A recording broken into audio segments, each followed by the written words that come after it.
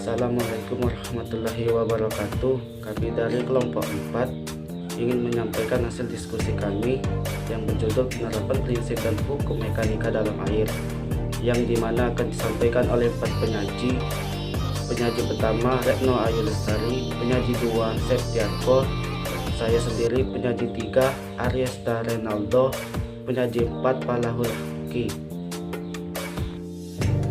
Yang pertama, prinsip-prinsip mekanika dalam renang. A. Prinsip tahanan dorongan. Kekuatan yang cenderung menahannya ini disebut tahanan atau hambatan yang disebabkan oleh air yang harus didesaknya atau harus dibawanya. Kekuatan yang mendorong maju ini disebut dorongan yang ditimbulkan oleh gerakan lengan dan kaki. Untuk dapat renang lebih cepat harus melakukan hal-hal berikut.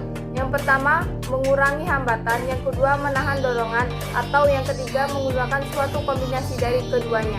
Bisa dilihat pada gambar ini bahwa keterangannya D itu adalah dorongan dan H adalah hambatan.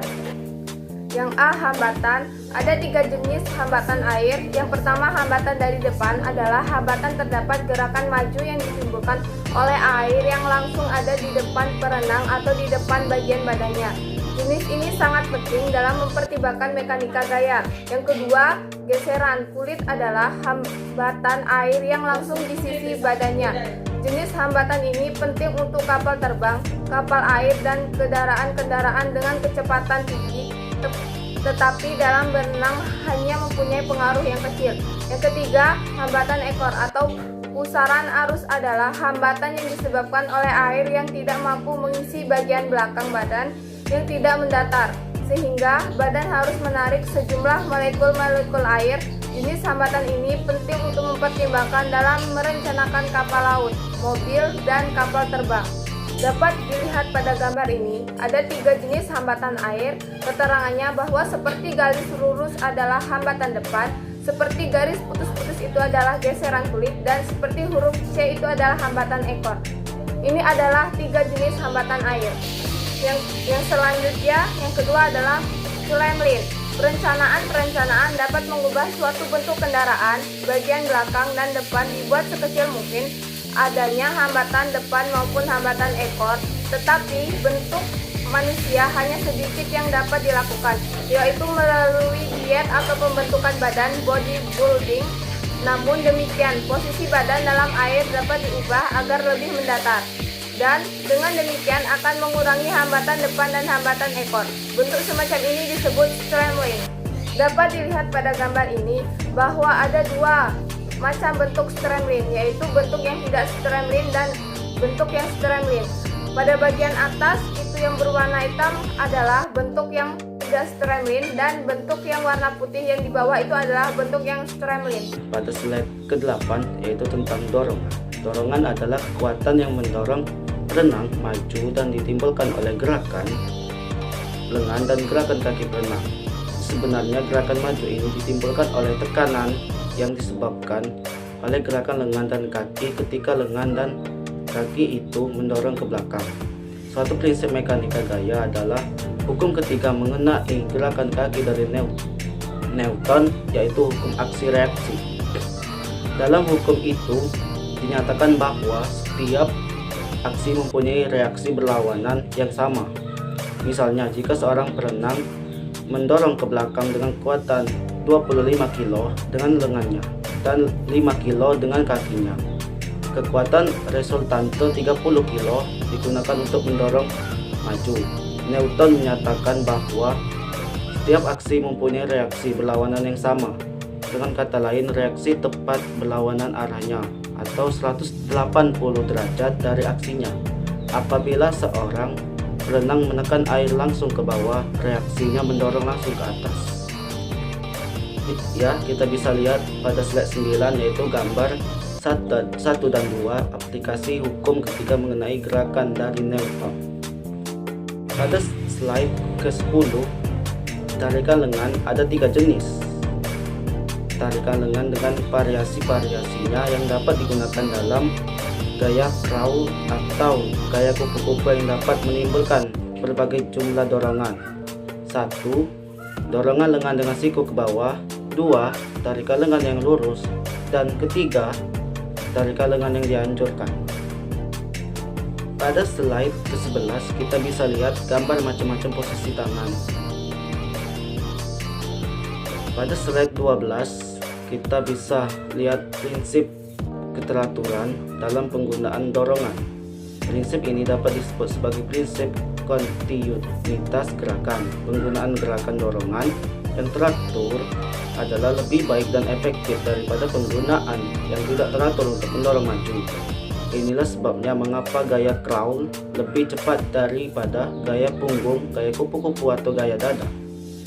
Apabila seorang perenang membiarkan dirinya mempercepat dan memperlambat renangnya dengan cara berhenti dan maju, banyak tenaga yang seharusnya dapat digunakan untuk mengatasi hambatan air akan hilang untuk mengatasi hambatan air, akan hilang untuk mengatasi inertia dalam keadaan kurang tenaga atau berhenti.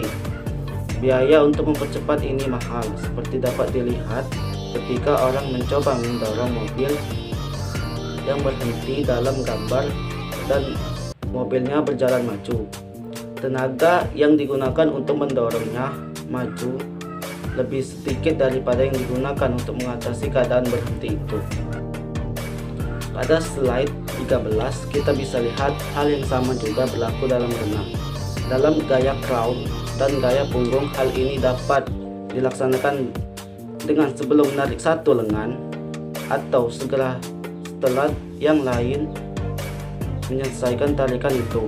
Ini akan memberikan dorongan ke depan yang lancar dan tetap. Dalam gaya kupu-kupu, tarikan lengan dimulai dengan segera setelah lengan masuk ke air.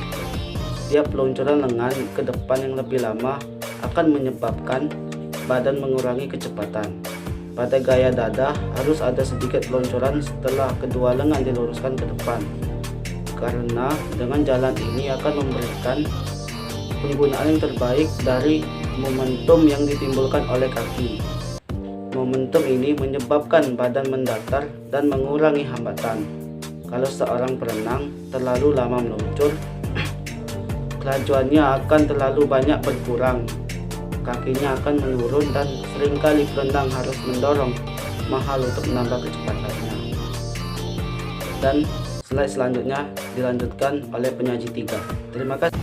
Prinsip hukum reaksi yang dipakai dalam pemulihan atau recovery sama dengan hukum aksi-aksi dari Newton.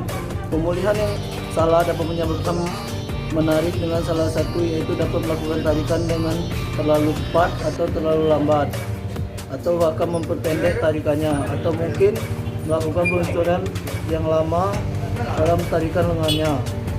Salah satu faktor yang nyata bahwa pemulihan yang jelek dapat merusak gaya renang, yaitu pemulihan renang itu penambahan hambatan depan dan hambatan ekor. Pemulihan terburu-buru tidak hanya akan mengganggu ritme, tetapi juga akan menambah. Gambar pemulihan dengan sweeping yang luas. Dari gambar ini bisa kita lihat bagaimana tata cara dalam pemulihan dengan sweeping yang luas. Selanjutnya gambar pemulihan menyamping dan pemulihan siku tinggi. Bisa kita lihat dari gambar bagi segini caranya. D. Prinsip pemindahan momentum. Sangat mudah untuk memindahkan momentum dari satu bagian tubuh ke tubuh yang lain.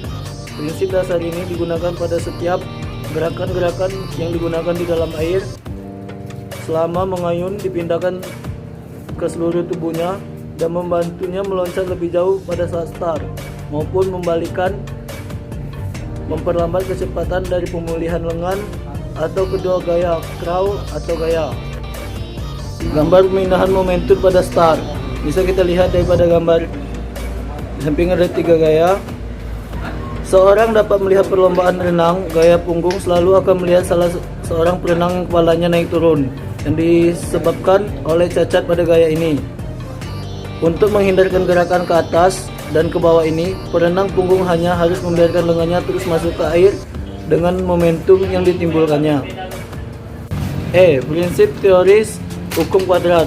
Hambatan badan yang ditimbulkan dalam air atau setiap cairan atau gas berubah kira-kira menurut kuadrat kecepatannya untuk menggambarkan kecepatan.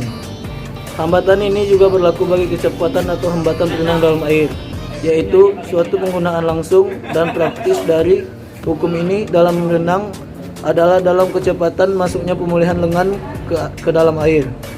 Kalau seseorang berenang melemparkan lengannya masuk ke air 2 kali kecepatan. Slide 21. F. Prinsip-prinsip daya apung. Sebuah kapal yang bermuatan ringan lebih mudah ditarik atau didorong dalam air daripada kapal yang bermuatan berat yang mempunyai ukuran dan bentuk yang sama. Kapal itu memindahkan lebih sedikit air dengan sendirinya, menampung lebih sedikit, dan inersia yang harus diatasinya dengan lebih sedikit. Seorang perenang yang lebih ringan mengapung lebih tinggi dan menimbulkan hambatan lebih sedikit daripada perenang yang lebih berat, yang adanya apungnya lebih sedikit daripada ukuran yang sama. Perenang-perenang mempunyai bermacam-macam bentuk tubuh, ukuran tulang, perkembangan otot berat, jumlah relatif, dan dari jaringan lemak, kapasitas paru-paru, dan sebagainya. Perenang-perenang mempunyai bermacam-macam bentuk tubuh, ukuran tulang, perkembangan otot berat, jumlah relatif, dari jaringan lemak, kapasitas paru-paru, dan sebagainya. Seorang anak dengan tulang besar dan kerangka berat akan mengapung lebih rendah daripada perenang ringan, tetapi mungkin mempunyai lebih banyak otot untuk menggerakkannya dalam air. Slide 22.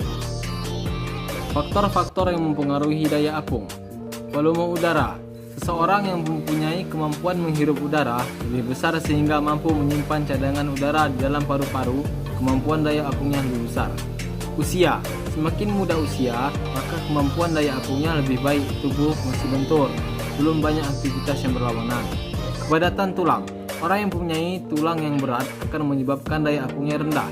Laki-laki dengan perempuan, orang kulit hitam dan orang kulit putih. Slide 23. Beberapa istilah dalam renang. Flotation, mengapung. Kemampuan tubuh untuk mengapung dalam air yang dapat berpengaruh terhadap keberhasilan belajar berenang pada tingkat pemula maupun keberhasilan mencapai prestasi pada tingkat lanjut. Buoyant force, daya apung, adalah gaya yang bekerja pada tubuh seseorang yang besarnya sama dengan 0. Roti rendah akan mengapung jika berat rendah lebih kecil atau sama dengan daya apung. Surface drag, tahanan permukaan. Tahanan permukaan yang berhubungan dengan gesekan antara permukaan kulit tubuh sehingga pernah berusaha untuk memakai bahan berenang yang tidak memerlukan tahanan yang besar. Wave drag, tahanan gelombang. Tahanan gelombang terutama pada daya dada. Saat pengambilan nafas akan terjadi tahanan akibat gelombang air yang berasal dari arah depan berenang. Slide 24. Agar waktu tempuh dalam berenang menjadi singkat itu, gunakan teknik yang paling efektif dan efisien. Pada saat start, diperlukan reaksi yang cepat serta tolakan yang kuat. Pukulan atau dorongan kaki yang kayuhan tangan yang optimal sesuai dengan kebutuhan nomor